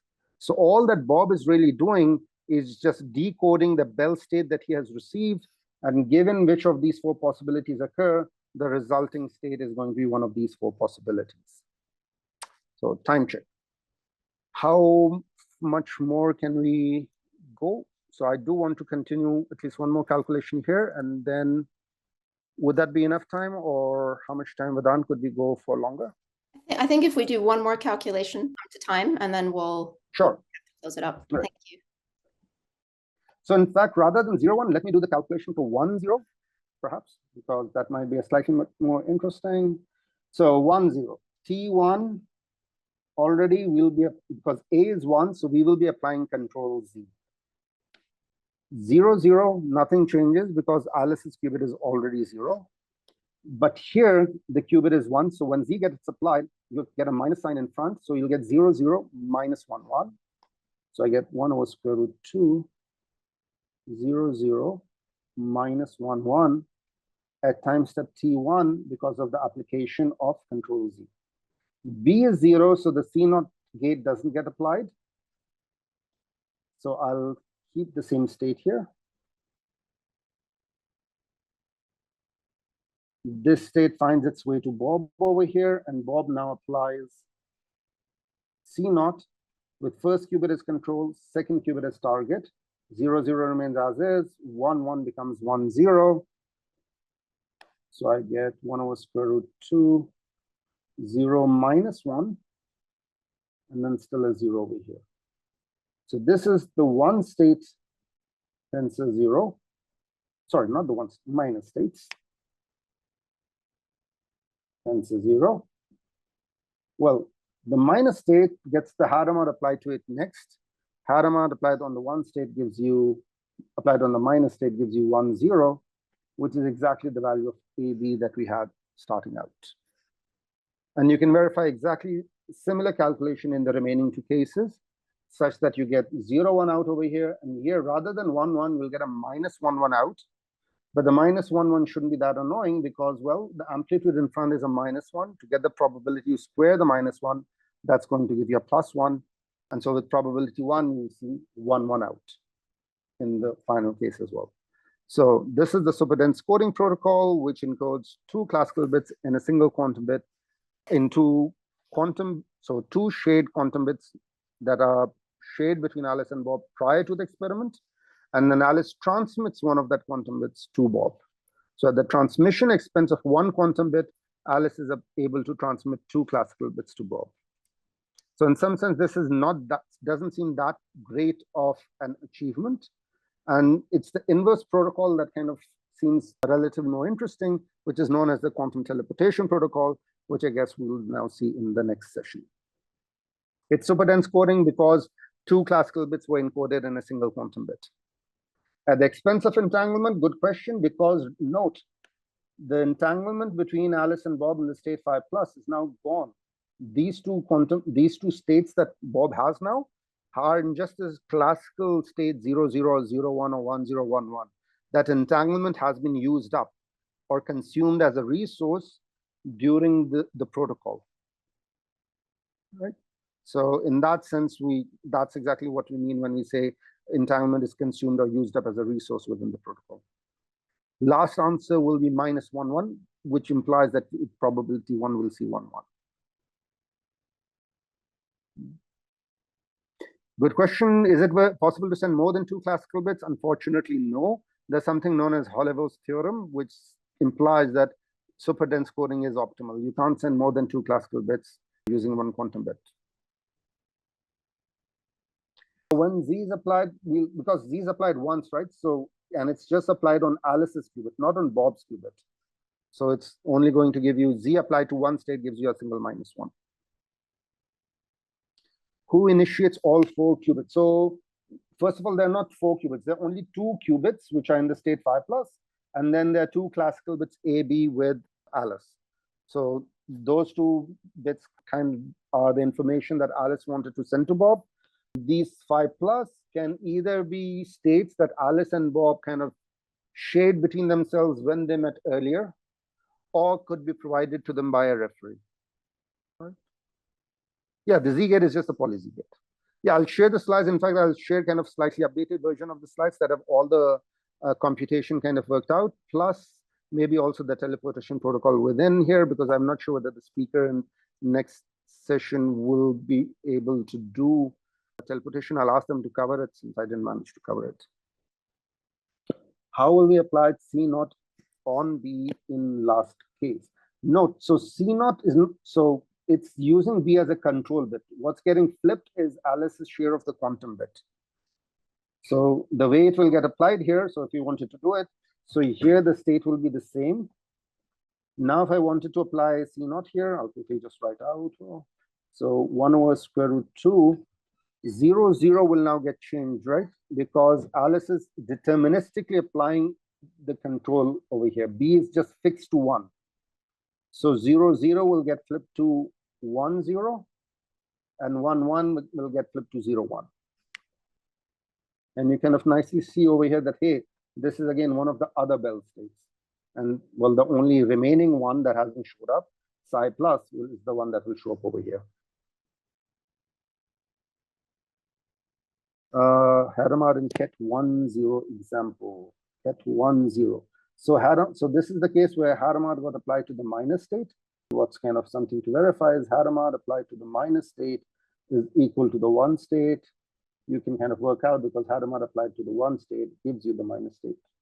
So it's just, you can verify the Hadamard is self-inverse. Please explain that again. What will be state at time t2? I assume you meant this one, right? So how did we do it? Well, we are just going to note what is the target bit? It's Alice's share of the quantum bit. What's the control bit? It's the classical bit B. So there's a nice distinction between the application of this control knot versus application of this control knot. This control knot is using Alice's prior bit, qubit, which is now with Bob, as the control, and the second qubit, which was earlier already with Bob, as the target.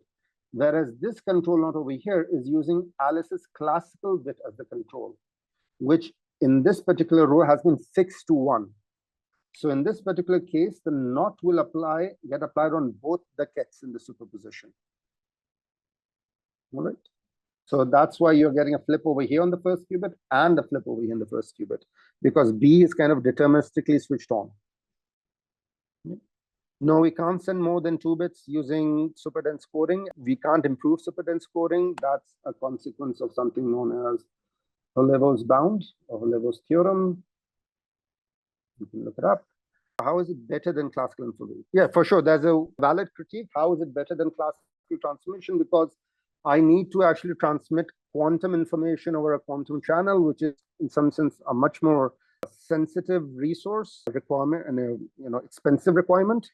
So that's a valid critique. But having said that, it still is a valid statement that 1 quantum bit encoded within itself 2 classical bits of information that Bob was able to decode from it. Right? So mathematically, that's fine. Whereas physically, a critique is correct that sending quantum information is a much more expensive, both technically and kind of conceptually, than sending classical bits over a channel.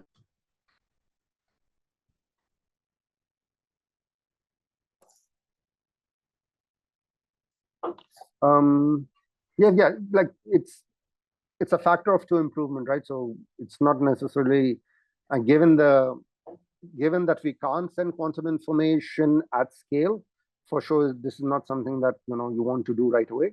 But nonetheless, it is historically one of the first kind of examples that was shown to be able to achieve something that's not possible classically. And we end up consuming entanglement as well, right? So this wasn't necessarily a computational procedure, right? So it's not necessary, or even in terms of transmission, there's not an exponential improvement, right? So for every single quantum bit that I send, I am able to transmit 2 classical bits. So it doesn't necessarily give you, that's the improvement that you get. So you send 1 bit, 1 quantum bit, you are able to send 2 quantum bits. So it's a factor of 2 in that sense. However, having said that, the inverse transformation protocol, which we didn't get time to today, teleportation is much more interesting, both conceptually and in terms of its interpretation, in terms of what it achieves, and thinking about scaling up the operation or the protocol for quantum teleportation also leads to kind of interesting thought questions regarding how do you understand those in terms of quantum physics. Like, what would it mean to quantum teleport, whatever that might mean, a macroscopic object, right? So think of that as an extension of Schrodinger's cat, right? So you have the notion of superposition of Schrodinger's cat, but then you can also ask, well, what does it mean to teleport my cat? All right. I think we might need to wrap it up there. Sure. Thank you so much. You're more than welcome. So I won't be available in the next session, but teleportation, I'll ask Amrit and Ramla and Mahanul would be available. So I'll ask them to start with the quantum teleportation protocol. Okay, thank you. Thank you. So that's just for everybody. So Monday the 9th, there's a Q&A with QWorld. It's on the agenda, so please do come with all your questions. And also just to remind you, the assessment will be going live. I'll ping you all on Discord to let you know. It's the Introduction to Quantum Computing and Programming, QBronze, and it's due on the 20th of June. It's all in Canvas, and you'll receive a ping on Discord when it's live, so don't worry about it just yet.